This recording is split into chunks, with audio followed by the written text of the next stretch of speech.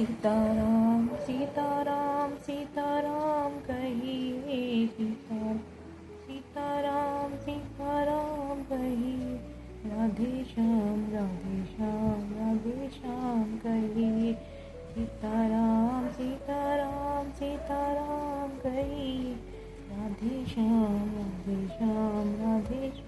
कहिए सीताराम सीताराम कहिए राधे श्याम कहिए सीताराम सीताराम कहिए राधे श्याम सीताराम सीताराम कहिए राधे श्याम कहिए सीताराम सीताराम कहिए राधे श्याम कहिए सीताराम सीताराम कहिए राधे श्याम कहिए। वासुदेवाय नमः। श्री कृष्ण गोविंद हरे मुरारी हे नाथ नारायण वासुदेवाय। श्री कृष्णाय वासुदेवाय हरे परमात्मा प्रण क्लेश नाशाय गोविंदाय नमो नमः। श्री कृष्ण हर हर महादेव। श्री शंकर हरे कृष्ण कृष्ण कृष्ण हरे हरे हरे राम राम राम हरे हरे। सभी भक्तों को मेरा नमस्कार, राधे राधे। ठाकुर जी की सेवा करने में जो आनंद आता है वो किसी और काम करने में आनंद नहीं आता। ठाकुर जी की सेवा अपने हाथों से की जाए, उनके वस्त्र, उनके आभूषण, सब कुछ अगर अपने हाथों से बनाए जाएं तो ये बहुत ही सुंदर भाव ठाकुर जी के प्रति हम लोगों का होता है कि हम ठाकुर जी की सेवा अपने हाथों से, अपने मन से, अपने उस प्रेम से करें। उनका श्रृंगार, उनके लिए आभूषण खुद ही अपने हाथों से बनाएं, उनकी पोशाक अपने हाथों से बनाएं, उनके लिए भोग अपने हाथों से बनाएं। उनकी सेवा अपने हाथों से करने में इतना आनंद आता है ना कि किसी और चीज़ में इतना आनंद आता ही नहीं है। अगर आपको भी गोपाल जी की सेवा का आनंद लेना है तो आप मेरे चैनल को सब्सक्राइब कर लें, जिसमें मैं आपको बताऊंगी कि गोपाल जी की सेवा कितने ढंग से और कितने तरीके से और सरलता से की जाती है। कोई इसमें नियम इतना ज़्यादा नहीं होता है। ठाकुर जी हमारे बस प्रेम के भूखे होते हैं, उन्हें प्रेम चाहिए और कुछ नहीं चाहिए, प्रेम के सिवाय। राधे राधे सभी भक्तों को। कल किसी कारणवश मेरा वीडियो मैं शूट नहीं कर पाई, पूरा मेरा हो नहीं पाया, कुछ कारण आ गया था, इस वजह से मुझे बीच में रिकॉर्डिंग बंद करनी पड़ी थी, तो मैं आपसे बात नहीं कर पाई। आज मैं आपको बताऊंगी कि ठाकुर जी की सेवा कितनी सरलता से की जा सकती है। जिन भक्तों को ठाकुर जी अपने घर लाने हैं वो आप इजीली ठाकुर जी को घर पे लेके आइए, उनसे प्रार्थना करिए कि आप मेरे घर चलिए। किसी भी शॉप पे जाकर आप ठाकुर जी को अपने साथ में लाने के लिए उनसे सेवा का भाव करके उनको लेके आ सकते हैं। और उनको लाने के बाद आपको बिल्कुल भी ये नहीं सोचना है कि ये हमारे मतलब हमारे ऊपर मतलब एक भक्ति का एक भाव है या जो है, उनसे प्रेम करना है बस। जैसे एक बच्चा घर में आता है, उस बच्चे को हम किस तरीके से उसका ध्यान रखते हैं कि वो रोए ना, उसका खाना पीना, उसका सोना, उसके कपड़े, उसका श्रृंगार, उसकी मालिश, तो जिस तरीके से हम एक छोटे बच्चे को तैयार करते हैं, छोटे बच्चे की सेवा करते हैं, उसी प्रकार से, उसी भाव से हमें अपने गोपाल जी की सेवा करनी चाहिए। पहले तो गोपाल जी को लाने से पहले ये संकल्प कर लेना चाहिए कि हम एक बाबू को, एक बच्चे को घर में ला रहे हैं जिसको हमको पूरा समय देना है। तो उसके बाद ठाकुर जी जब आपके पास आते, और जब ठाकुर जी आपके पास आ जाते हैं तो इसका मतलब ठाकुर जी का भी मन है आपके पास आने का, इसीलिए वो आए हैं आपके पास आपकी सेवा लेने के लिए। तो आपको उनको उसी प्रकार से सेवा करनी है जैसे आप अपने बच्चे की तरह सेवा करते हैं, बच्चे की सेवा करते हैं। उनको सुबह जितने बजे आप उठते हैं, आप उठ के बस पहले स्नान कर लीजिए। स्नान करके अपने बाबू गोपाल जी को उठा लीजिए, उठा के उनको बिठाइए, उनको जल का भोग लगाइए। उनका जल का भोग लगाने के बाद फिर जब आप चाय पीते हैं तो उसी बीच में आप गोपाल जी के लिए क्या कहते हैं, एक गिलास, छोटा सा गिलास ले लीजिए। उसमें जैसे छोटी सी गिलासिया होती है ना बच्चे की, ऐसी गिलासिया छोटा सा, उसमें दूध उनके लिए बना लीजिए। आप चाय पीजिए, उनको दूध पिलाइए। उसी दूध को आप दोबारा जब चाय पिए तो आप भोग प्रसादी समझ के उसको ग्रहण कर लें। प्रभु का प्रसाद हो जाएगा वो। तो आपने क्या किया, पहले उठे, ठाकुर जी को उठाया, पानी का भोग लगाया, फिर दूध का भोग लगाया।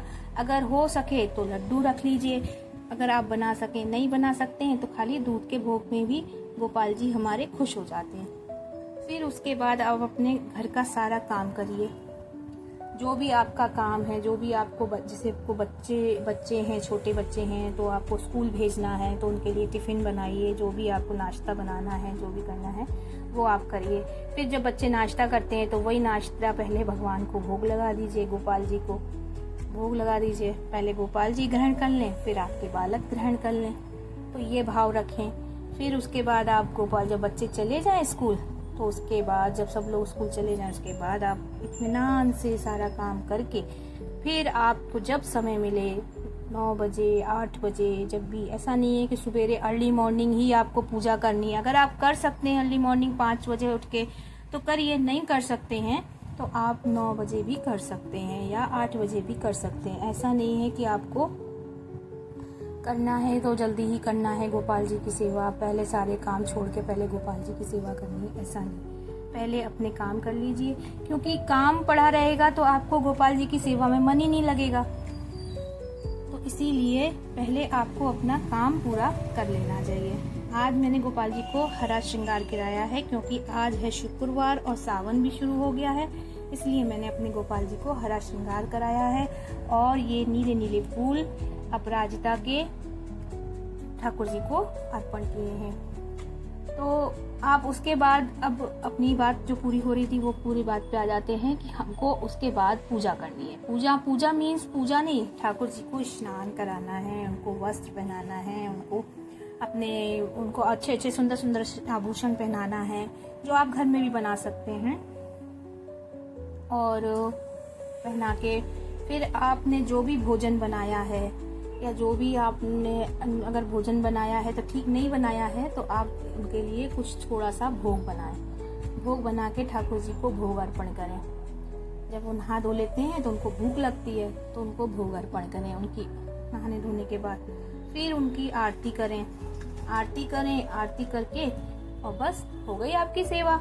और बस गोपाल जी को बोलें कि अब आप खा चुके हैं, नहा धो चुके हैं, खा पी लिया है, अब आप घूमिए, भ्रमण कीजिए, खेलने कूदने जाइए, जो भी आप कर सकते हैं करिए।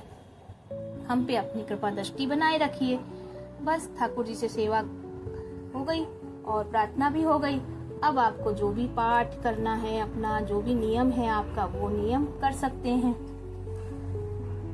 संध्या के फिर दोपहरी में आप, जब आपके बच्चे स्कूल से आते हैं 2 बजे या 1 बजे, तो आप उनको भोग लगाइए भोजन का। जब ठाकुर जी खा लें तब अपने उसी भोग को अपने बच्चों को पवाइए, बच्चे खाएंगे। ठाकुर जी को पवाने के बाद फिर बच्चों को पवाइए। भगवान का भोग खाने से बच्चों में भी बुद्धि अच्छी होगी। फिर ईश्वर की भक्ति हो गई, उतनी भोग लग गया, फिर उनको सुला दीजिए। 2 बजे करीब, 2:30 बजे करीब सुला दीजिए। अगर आप नहीं पूरा 12 नियम कर पाते हैं, क्या कहते हैं, मंदिरों जैसा कि 12 बजे भोग लगा फिर 1 बजे सुला दिया, ऐसा नहीं होता। तो जैसे आप अपने बच्चे के संग करते हैं वैसा आप कर सकते हैं। फिर आप सुला दीजिए दोपहर में उनको 2 बजे करीब। फिर शाम को 5 बजे या 6 बजे उनको उठाइए। 5 बजे भी उठा सकते हैं, 6 बजे भी उठा सकते हैं। 2-3 घंटे की तो उनको नींद होनी चाहिए, क्योंकि छोटे बालक रूप होते हैं, खेल कूद के थक जाते हैं, तो 2-3 घंटे की तो नींद होनी चाहिए। तो 6 बजे उठाइए, उठा के उनकी आरती कीजिए, उनको फिर से श्रृंगार कीजिए उनका थोड़ा सा, और फिर उनको आरती करके उनको फिर से भोग लगाइए, दूध का भोग लगाइए। जो भी नाश्ता हो घर में, सूखा नाश्ता जैसे मठरी होती है, गुलाब जामुन होते हैं, लड्डू होते हैं, पेठा होता है, घर में पेठा भी रखते हैं बहुत से लोग, तो उनका भोग लगाइए। फिर उसके बाद ठाकुर जी को बैठ के बोलो कि आप घूमो, शाम को खेलने जाओ, कूदो, जो भी करना है। और फिर आप अपना जो भी आप करते हैं, खाना बनाना है, जो भी शाम का काम है वो आप करिए। उसके बाद शाम को जब आप खाना खाएं तब ठाकुर जी को फिर से भोग लगाइए, भोजन का। ठाकुर जी के आने के बाद घर में प्याज लहसुन का को वर्जित कीजिए। प्याज लहसुन की खुशबू जो होती है, वो महक जो होती है, वो भगवान की भक्ति में रोड़ा का काम करती है, मतलब भगवान की भक्ति में अर्चन का काम करती है। तो वो प्याज लहसुन को आप हो सके तो वर्जित करिए और ना बिल्कुल भी मतलब घर में लाइए ही नहीं, तभी आप उसको दूर कर पाएंगे। और जब भगवान का भोग बनाएं तो उसमें उसका यूज ना करें, भगवान के भोग में प्याज लहसुन का यूज ना करें। जिस किचन में प्याज लहसुन बन रहा है उसमें भगवान का खाना भोग ही ना बनाए। भक्ति करना है, अगर ठाकुर जी की भक्ति करना है तो आपको प्याज लहसुन तो त्यागना पड़ेगा। फिर उसके बाद आप जैसा भोग बनाएंगे ठाकुर जी को अर्पण कीजिए रात को, और शाम को फिर आरती कीजिए। 7 बजे करीब आरती करिए, 7-8 बजे करीब आरती करने के बाद फिर उसके बाद ठाकुर जी को 9 बजे भोग लगाइए भोजन का। भोग खाने के बाद फिर 10 बजे अगर आप हो सके तो आप दूध का भोग लगाइए, अगर नहीं हो सके तो 10 बजे आप ठाकुर जी को सुला दीजिए। तो दूध का भोग लगाने के बाद सुला सकते हैं ठाकुर जी को, और बस सोने के बाद आप भी सो जाइए।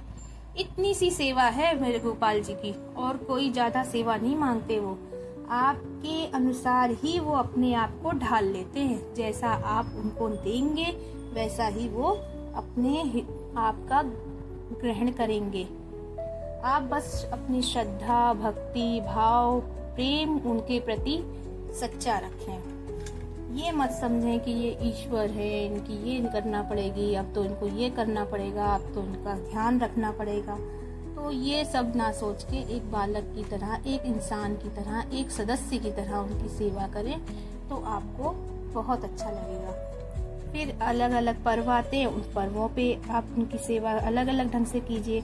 आप मेरे इस चैनल को सब्सक्राइब कर लीजिए, मैं अलग अलग पर्व पे आपको उनकी सेवा कैसे की जाती है वो भी मैं बताऊंगी। तो आज के लिए बस इतना ही। और अपने ठाकुर जी की सेवा कीजिए, प्रेम से कीजिए। ठाकुर जी को प्रेम चाहिए और कुछ नहीं चाहिए। बस आज का वीडियो इतना ही। अगर मेरा वीडियो, मेरी बातें आपको अच्छी लगी हों तो मेरा को कमेंट कीजिए कि मुझे मेरी क्या बात आपको अच्छी लगी और क्या बात बुरी लगी। तो आप मुझे पूछ सकते हैं, आप मुझसे सवाल कर सकते हैं। तो आपकी राधे राधे।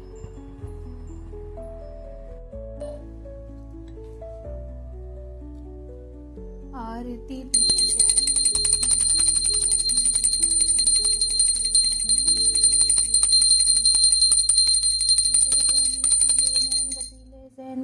मनहारी की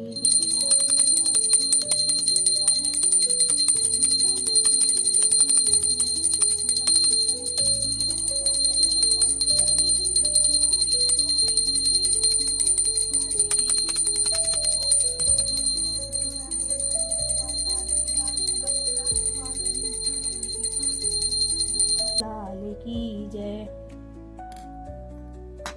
भोग लगाओ मेरे प्रभु, भोग लगाओ, भोग लगाओ। कपूर गौरम करुणावतारम संसार सारम भुजगेन्द्रहारम सदा वसंतम हृदयारविंदे पवम भवामी सहितम नमामि।